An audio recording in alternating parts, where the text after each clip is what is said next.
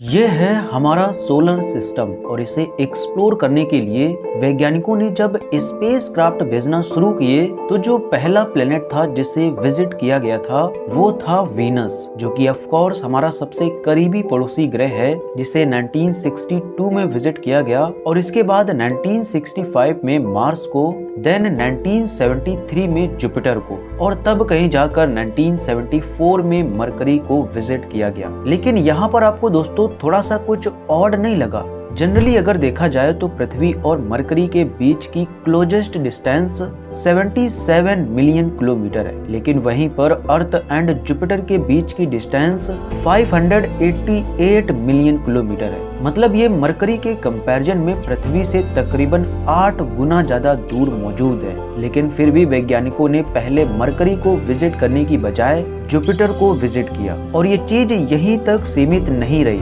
1974 में जुपिटर को फिर से विजिट किया गया, 1979 में अगेन 2 बार इसे विजिट किया गया, फिर 1992 में, 1995 में, 2000 में और फिर 2007 में। एंड ऐसे ही कई सारे multiple missions Saturn, Uranus, Neptune and Pluto से लेकर एस्ट्रॉइड्स एंड कॉमेट्स वगैरह को भी एक्सप्लोर करने के लिए लॉन्च किए गए। लेकिन मरकरी पर इन 30 सालों में एक भी मिशन लॉन्च नहीं किया गया। तो क्या मरकरी इंसानों के लिए ज्यादा कुछ खास नहीं है जिसके चलते नासा इसे नहीं एक्सप्लोर करना चाह रहा है, या फिर हमने 1974 में ही मैरिनर 10 प्रोब के फ्लाई बाय के दौरान इसे पूरी तरह से एक्सप्लोर कर लिया था? वेल, ये दोनों ही इसका जवाब नहीं है। जब पहला मिशन किया गया था तब प्रोब सिर्फ इसके 40 से 45% सरफेस को ही माप पाया था और वास्तव में इसे कम एक्सप्लोर कर पाने की जो वजह है वो ये है कि मरकरी पूरे सोलर सिस्टम का सबसे चैलेंजिंग प्लेनेट है, जिसे एक्सप्लोर करने में वैज्ञानिकों को ये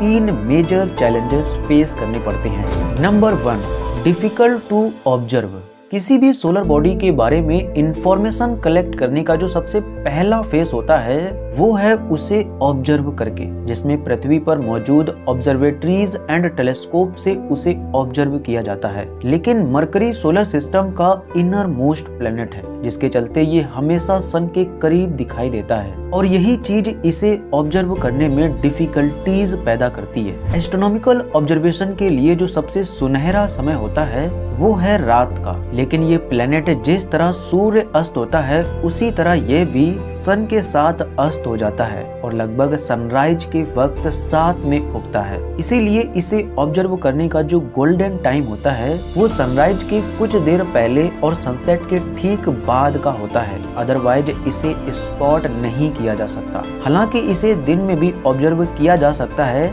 लेकिन इसके लिए एस्ट्रोनॉमर को एक्स्ट्रा प्रिकॉशंस की जरूरत होती है, क्योंकि सन की इंटेंस सनलाइट और कांस्टेंट प्रॉक्सिमिटी टेलीस्कोप के ऑप्टिक्स तक को डैमेज कर देती है और इसीलिए इसे देखने के लिए बड़े टेलीस्कोप्स को इसकी डायरेक्शन में कभी भी नहीं किया जाता, जिसका अंदाजा आप इसी बात से लगा सकते हैं कि नासा और ईएसए की अभी तक की one of the most powerful astronomical observatory Hubble space telescope ने मरकरी की एक भी तस्वीर नहीं ली है और न ही जेम्स वेब टेलीस्कोप ने, जबकि ये दोनों telescope billions of light year दूर मौजूद स्टार्स एंड गैलेक्सीज को आसानी से कैप्चर कर लेते हैं। Number 2, hard to reach. किसी प्लेनेट को ऑब्जर्व करने के बाद उसे एक्सप्लोर करने का जो अगला फेस होता है वो है उसके पास जाना, जिसके लिए स्पेस एजेंसीज स्पेस क्राफ्ट्स को लॉन्च करती हैं। ये लॉन्च मिनिमम 3 टाइप के हो सकते हैं। नंबर 1, फ्लाई बाय, जिसमें एक स्पेस प्रोब सिर्फ प्लेनेट के पास से होकर गुजरता है। नंबर 2, ऑर्बिटर, जिसमें साइंटिफिक इंस्ट्रूमेंट से लैस एक ऑर्बिटर को प्लेनेट के ऑर्बिट में प्लेस करा दिया जाता है। एंड नंबर 3, लैंडर, जिसमें एक लैंडर प्लेनेट की सतह पर लैंड करके उसे एक्सप्लोर करता है। और मैंने आपको वीडियो की शुरुआत में ही बता दिया था कि 1974 से 1975 के बीच मैरिनर 10 नाम के एक स्पेस प्रोब ने इसे 3 बार फ्लाई बाय किया था। लेकिन अगर ऑर्बिटर की बात की जाए तो नासा ने मरकरी के ऑर्बिट में पहला ऑर्बिटर लगभग 40 सालों के बाद 2011 में प्लेस कराया था, जबकि मार्स ने अपना पहला ऑर्बिटर 1971 में ही रिसीव किया था। एंड इन कंपैरिजन वीनस ने 1970 1945 में और जुपिटर ने 1995 में अपने फर्स्ट ऑर्बिटर को वेलकम किया था। दरअसल मरकरी प्लेनेट जुपिटर और सैटर्न के कंपैरिजन में नजदीक होने के बावजूद भी इस तक पहुंचना इनसे कहीं ज्यादा कठिन है। एक एस्टिमेट्स के मुताबिक एक स्पेसक्राफ्ट को प्लूटो तक पहुंचाने में जितनी एनर्जी खत्म होगी उससे भी ज्यादा एनर्जी उसे मरकरी तक पहुंचाने में खत्म हो जाएगी और इसकी वजह है मरकरी की सन से क्लोजनेस। एक स्पेसक्राफ्ट को जब मरकरी के लिए लॉन्च किया जाता है तो उसका लक्ष्य न सिर्फ उसे फ्लाई बाई करना या उसके ऑर्बिट में जाना होता है बल्कि उसे कॉन्स्टेंटली सन के ग्रेविटेशनल पुल के अगेंस्ट ब्रेक लगानी होती है, अदरवाइज वो सन में ही जाके समा जाएगा। और इसी चैलेंज को सॉल्व करने का आइडिया ढूंढने में वैज्ञानिकों को दशकों लग गए, जिसके बाद इसके 2 सॉल्यूशंस निकल कर आए। नंबर 1, स्पेसक्राफ्ट को बहुत ज्यादा बड़ा बनाया जाए जिसके लिए फ्यूल भी ज्यादा लगेगा, एंड नंबर 2, उसे दूसरे प्लैनेट्स को फ्लाई बाई कराते हुए धीरे धीरे मरकरी तक ले जाया जाए, जिसमें ऑफ कोर्स टाइम भी बहुत लगेगा। बट नासा ने इसी आइडिया को चूज किया और 3 अगस्त 2004 को मैसेंजर नाम के एक ऑर्बिटर को, जो कि प्लेनेट मरकरी का पहला ऑर्बिटर था, उसे केप कैनेवेराल लॉन्च साइट से लॉन्च कर दिया, जिसको मरकरी के ऑर्बिट में प्लेस होने में 7 साल का समय लग गया,